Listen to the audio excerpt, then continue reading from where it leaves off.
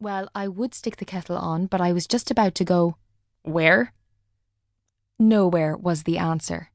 I was about to go nowhere, but there was no way I was going to be treated as the tea lady in this whole operation without a proper introduction.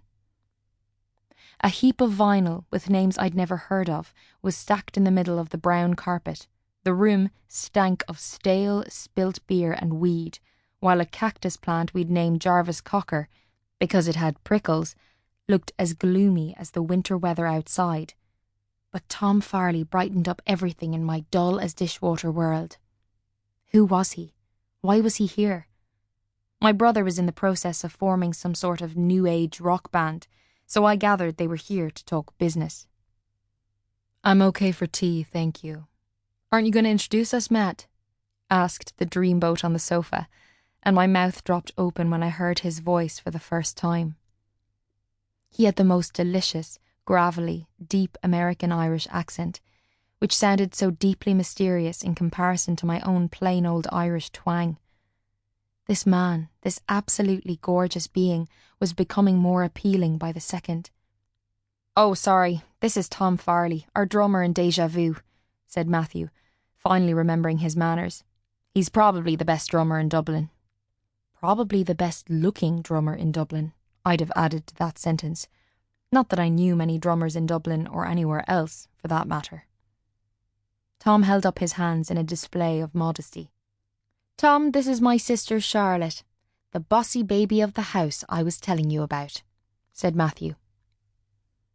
I nodded a hello, not knowing whether to thump my brother for calling me bossy, even though it was him telling me to stick the kettle on, or to hug him for bringing this piece of heaven into my life.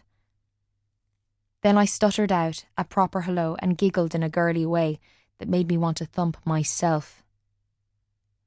Nice boots, said Tom the drummer, looking me up and down. Snap.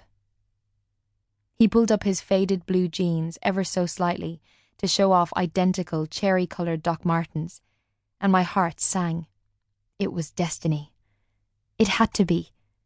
He ran his fingers through his tousled hair. I may have swooned out loud.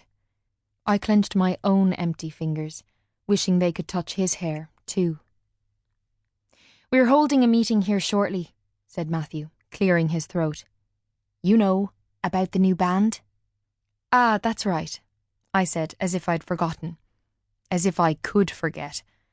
Matthew had talked about nothing else except the new band for months now, and had been scouring every avenue for the right talent to join him. Is there anything I can do to help, apart from make tea? Matthew looked at me wide-eyed. No.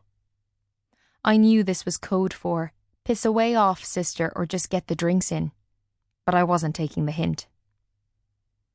You know, I always wanted to play the drums, ever since I saw the gorilla in the chocolate ad banging out the beats to that Phil Collins song, I sighed, leaning on the doorframe.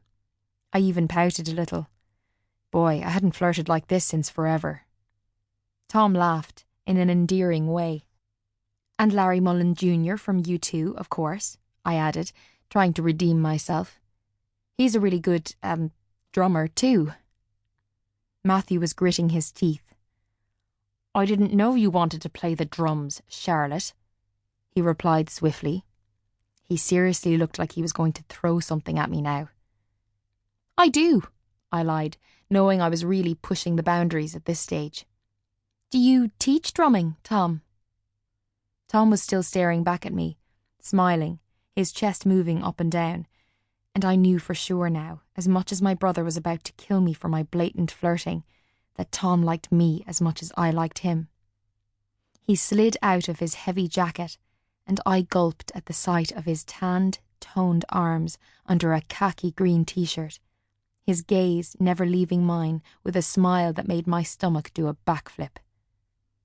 I could certainly try to, teach you, he said, and his voice cracked a little when he spoke. So, you're the budding songwriter then? Matthew was telling me that you... I was just preparing my response when we were both ever so rudely interrupted. I was telling you she writes country songs about men in Stetsons who drink too much beer and break too many hearts.